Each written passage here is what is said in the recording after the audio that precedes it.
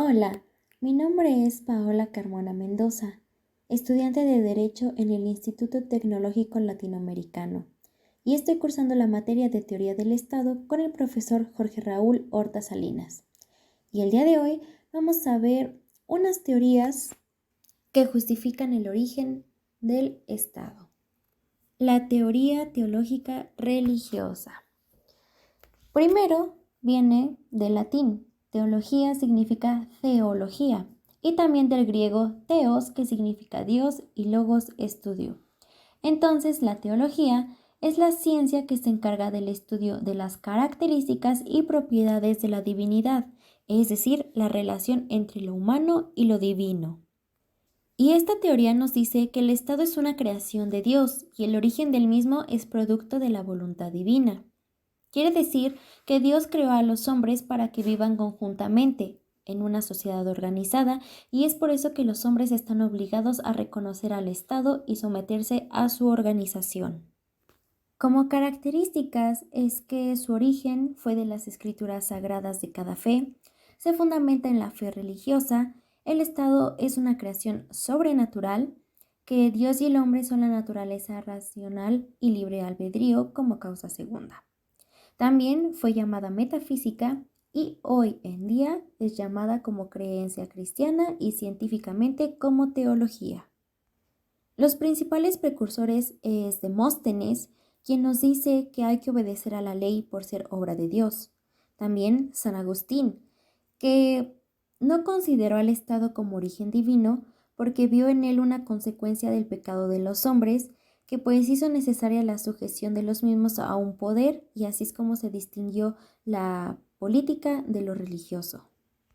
Y uno de los más principales, Santo Tomás de Aquino, quien nos dice que la sociabilidad es la incapacidad para lograr por sí solo la adquisición de bienes necesarios para su perfección física y moral, fundando una sociabilidad en condición racional que lleva al humano a relacionarse con sus semejantes. Proseguimos con la teoría de la fuerza, que bueno, esta fue una imposición a la teoría teológica, donde nos dice que el Estado es un producto de los más fuertes para someter al más débil.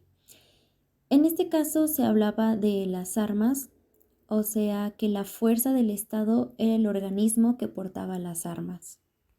Es por eso que el Estado debe garantizar la seguridad, ya que permite una relación entre los débiles y los fuertes. Los principales exponentes son Heller, que nos decía que la dominación del Estado es la desigualdad entre los hombres, y Engels, que nos decía que el Estado es opresor de la sociedad civilizada. Finalmente, la teoría contractual del Estado, también conocido como contractualismo, que nos ofrece una explicación del Estado y la sociedad, en donde a partir de un contrato o pacto entre seres humanos se ceden parte de las libertades a cambio de seguridad.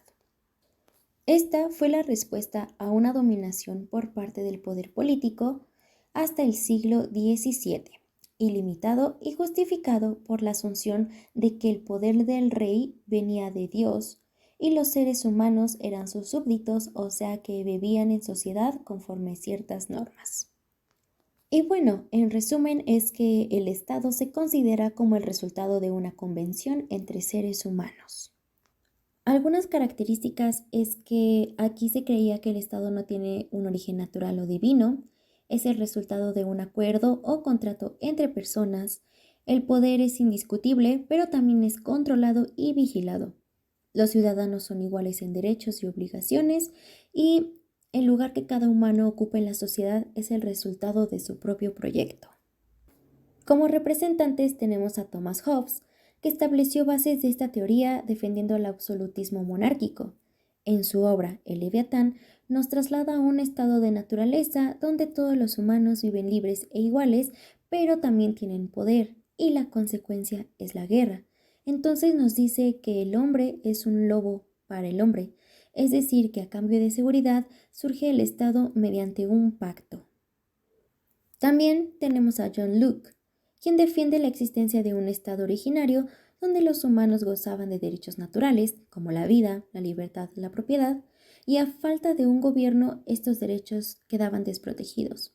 Entonces, para garantizar la paz humana, se ceden parte de los derechos a un soberano y el soberano debe de cumplir con lo pactado, es decir, con dar seguridad, y si no lo cumple, su poder podría ser revocado.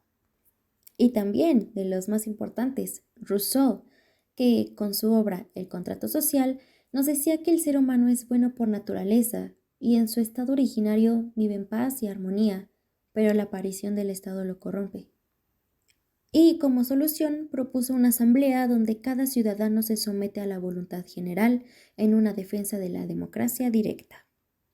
Y claro, ¿por qué no? También tenemos representantes contemporáneos como Rawls, que nos habla desde la posición ideal de las partes del contrato, o sea, como un velo de ignorancia, donde el contratante no conoce el puesto que ocupa tras el pacto, lo que favorece a la toma de decisiones justas.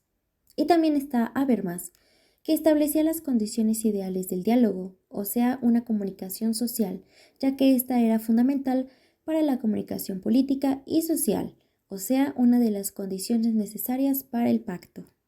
Y bueno, esta fue una muy breve explicación sobre estas teorías que conformaron el Estado y también se fue viendo cómo cada una fue progresando a dejar totalmente de lado a la religión y basarse más en la política. Eso sería todo. Muchas gracias.